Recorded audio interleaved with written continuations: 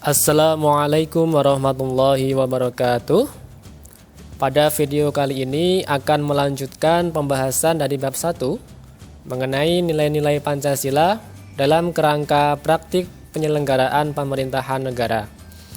Untuk video pertama dan video kedua kemarin sudah kita bahas mengenai sistem pembagian kekuasaan di Indonesia dan dilanjutkan dengan fungsi kementerian-kementerian yang ada di Indonesia. Untuk video yang kali ini kita melanjutkan subbab ketiga yang akan membahas mengenai nilai-nilai Pancasila dalam penyelenggaraan pemerintahan. Sebelum kita ke materi pelajaran, mari kita lihat dulu kompetensi dasar pada video kali ini. Ada 4 kompetensi dasar, bisa kalian baca sendiri. Dari KD ini indikator pencapaian kompetensinya ya, dari aspek pengetahuan diharapkan setelah mengikuti materi ini kalian bisa menganalisis nilai-nilai Pancasila dalam penyelenggaraan pemerintahan. Ini adalah kompetensi pengetahuannya. Langsung saja kita ke materi. Yang pertama, sistem nilai dalam Pancasila. Sistem nilai adalah konsep atau gagasan yang menyeluruh mengenai sesuatu yang hidup dalam pikiran seseorang atau sebagian besar anggota masyarakat tentang apa yang dipandang baik. Pancasila sebagai nilai mengandung serangkaian nilai, yaitu ketuhanan, kemanusiaan, persatuan, keadilan. Kelima nilai tersebut merupakan satu kesatuan yang utuh, tidak terpisahkan mengacu kepada tujuan yang satu. Pancasila sebagai suatu sistem nilai termasuk ke dalam nilai moral atau nilai kebaikan dan merupakan nilai-nilai dasar yang bersifat abstrak. Selanjutnya, implementasi Pancasila. Pancasila yang termuat dalam pembukaan Undang-Undang Dasar 1945 merupakan landasan bangsa Indonesia yang mengandung 3 tata nilai utama, yaitu dimensi spiritual, dimensi kultural, dan dimensi institusional. Mari kita bahas yang pertama, dimensi spiritual. Aktualisasi nilai spiritual dalam Pancasila tergambar dalam sila ketuhanan yang Maha Esa.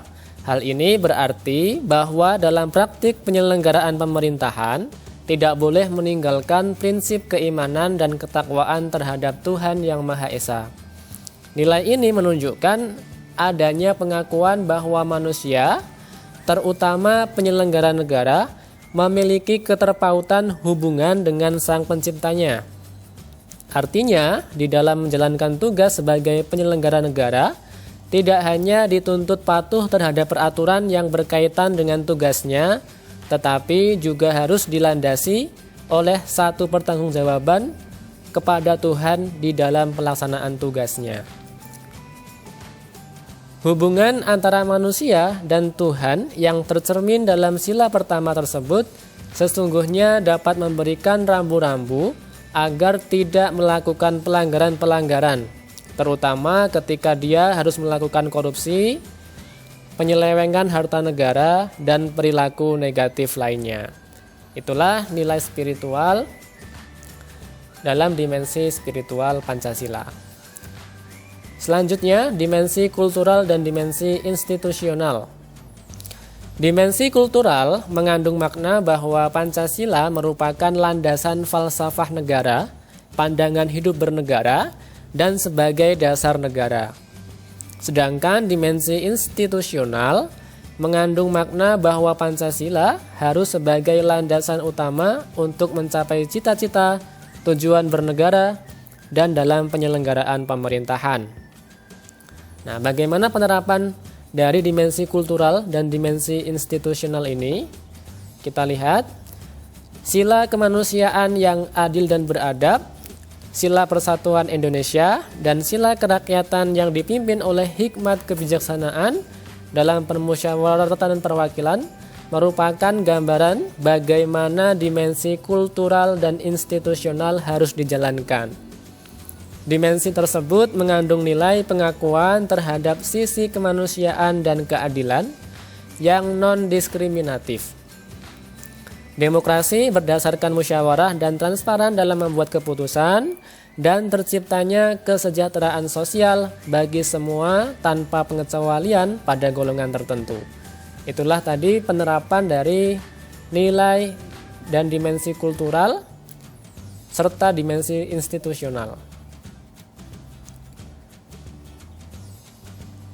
Selanjutnya, 3 nilai utama yang tertuang dalam pembukaan Undang-Undang Dasar 1945 tersebut harus senantiasa menjadi pertimbangan dan perhatian dalam sistem dan proses penyelenggaraan pemerintahan dan pembangunan bangsa. Dalam praktik penyelenggaraan pemerintahan, nilai falsafah harus termanifestasikan di setiap proses perumusan kebijakan dan implementasinya. Selain itu, nilai spiritualitas hendaknya menjadi pemandu bagi penyelenggaraan pemerintahan agar tidak melakukan aktivitas-aktivitas di luar kewenangan dan ketentuan yang sudah digariskan. Itulah tadi implementasi Pancasila. Selanjutnya nomor 3, nilai-nilai Pancasila dalam penyelenggaraan pemerintahan negara. Penyelenggaraan negara harus berdasarkan pada nilai-nilai Pancasila yang terdapat dalam pembukaan Undang-Undang Dasar 1945 sebagai berikut. Yang pertama, sila pertama, pengakuan adanya causa prima atau sebab pertama, yaitu Tuhan Yang Maha Esa, menjamin penduduk untuk memeluk agama masing-masing dan beribadah menurut agamanya, tidak memaksa warga negara untuk beragama, tetapi diwajibkan memeluk agama sesuai hukum yang berlaku. Ateisme dilarang hidup dan berkembang di Indonesia. Kemudian menjamin berkembang dan tumbuh suburnya kehidupan beragama, toleransi antar umat dan dalam beragama. Dan yang terakhir, negara memfasilitasi bagi tumbuh kembangnya agama dan iman warga negara dan menjadi mediator ketika terjadi konflik antar agama. Itulah tadi penyelenggaraan negara berdasarkan nilai sila pertama Pancasila. Kemudian berikutnya bagaimana penyelenggaraan negara yang sesuai dengan nilai Pancasila sila kedua. Kita lihat. 1. Menempatkan manusia sesuai dengan hakikatnya sebagai makhluk Tuhan karena manusia mempunyai sifat universal. 2. Menjunjung tinggi kemerdekaan sebagai hak segala bangsa. Hal ini juga bersifat universal. 3. Mewujudkan keadilan dan peradaban yang tidak lemah.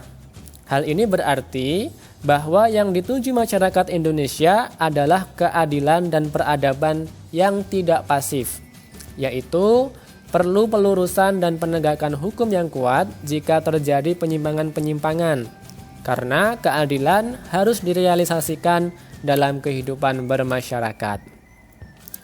Selanjutnya, bagaimana penyelenggaraan negara berdasarkan nilai sila ketiga Pancasila?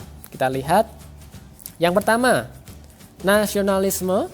Yang kedua, cinta bangsa dan tanah air. 3. Menggalang persatuan dan kesatuan bangsa. 4. Menghilangkan penonjolan kekuatan atau kekuasaan, keturunan dan perbedaan warna kulit. 5. Menumbuhkan rasa, senasib dan sepenanggungan.